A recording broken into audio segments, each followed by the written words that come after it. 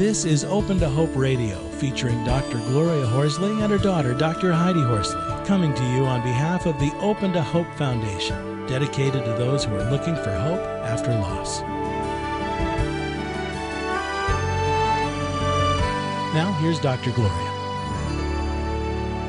Welcome to the Open to Hope Show. I'm your host, Dr. Gloria Horsley, with my co-host, Dr. Heidi Horsley. Well, we've got a great show today and talking about dealing with mental illness, which I think is such an important aspect of the grief and loss world, because we have so many friends that are out in the grief and loss world who have lost loved ones, who have been mentally ill and lost them in different ways. And sometimes there tends to be some family blame or whatever connected with it, and we want to deal with some of those really tough issues today with our guest. Our guest is Tricia Wolfe, and Tricia Wolfe's life seemed perfect. She was married to a successful attorney and a mother of 3 boys.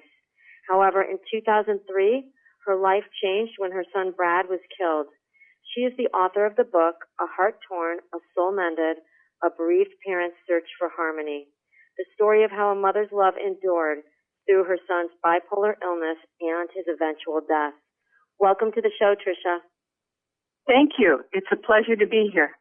It's great to have you on the show, Tricia, and I was really touched by your book. I told Heidi today, your book has one of the most intelligent and compelling discussions of how hard parents do try to help their mentally ill children. And you take us through your journey with Brad and then through his death. But he eventually had a bipolar episode, and the police held him down and he suffocated. Is that basically how he died?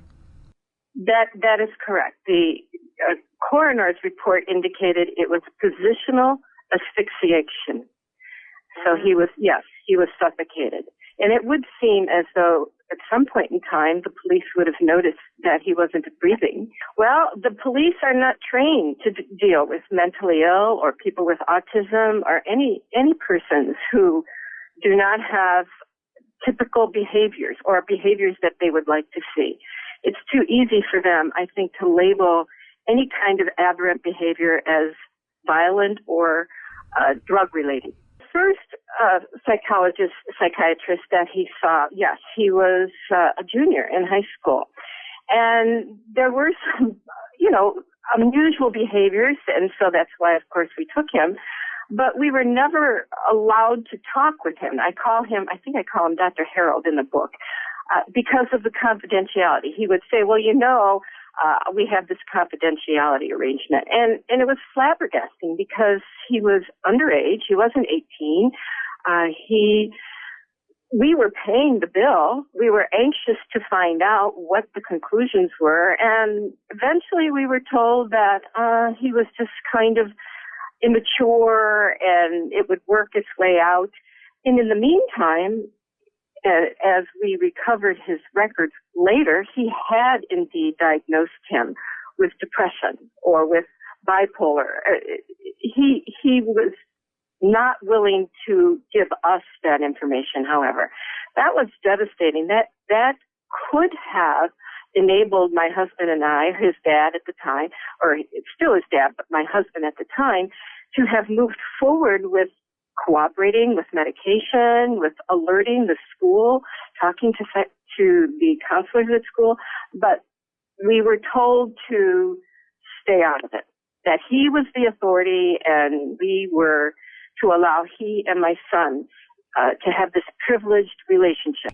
I was saying to Heidi today, if the parents, you as parents didn't try to stand up for your child, that's parents' jobs, whether the professionals like it or not. Parents need to be supportive of their child.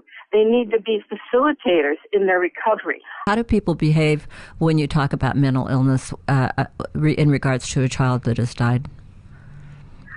You know what, Gloria, that has been the hugest stigma that I have ever had to deal with. Of course, when Brad was diagnosed with bipolar, when he had mental illness, that was one stigma.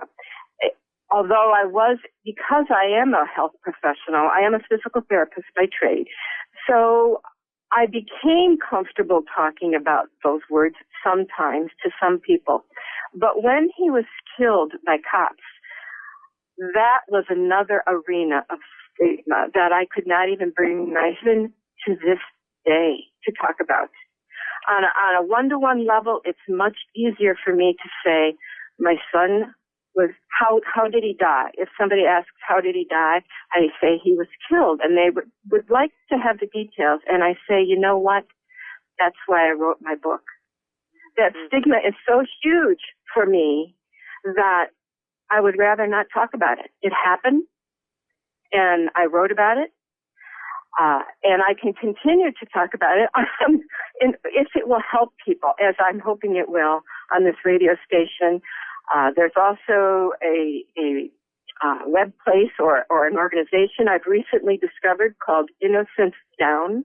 And when it's in those venues, I'm comfortable. I guess there's comfort in numbers. There's very little support for a child. I mean, there are organizations such as Compassion Funds and your program and your association, yes.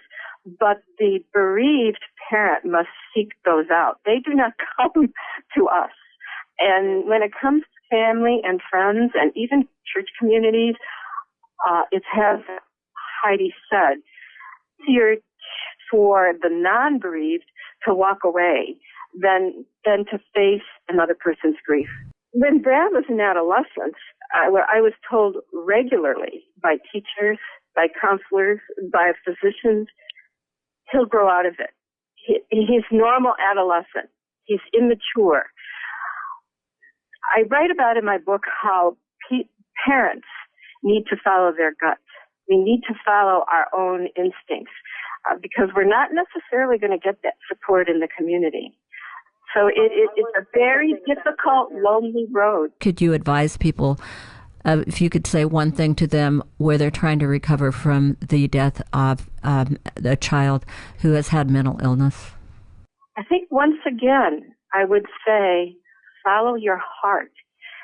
Probably the most important search at this point in time is peace, balance, and harmony.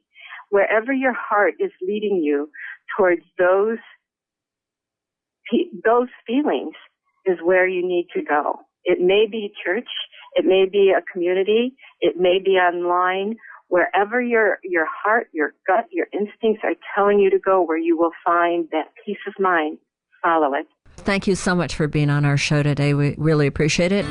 You've been listening to Open to Hope Radio, hosted by Drs. Gloria and Heidi Horsley. Like today's edition, all of our past programs are available on demand at opentohope.com, along with helpful articles, videos, resources, and links to help get you through the toughest time of your life. You can also follow us on Facebook and Twitter and sign up for our monthly newsletter. Again, that's opentohope.com. Check it out today. Then be sure to stop by next Thursday at 9 a.m. Pacific Time when we'll be posting another edition of Open to Hope Radio. Remember, others have been where you are. They made it through, and you can too, as long as you're open to hope.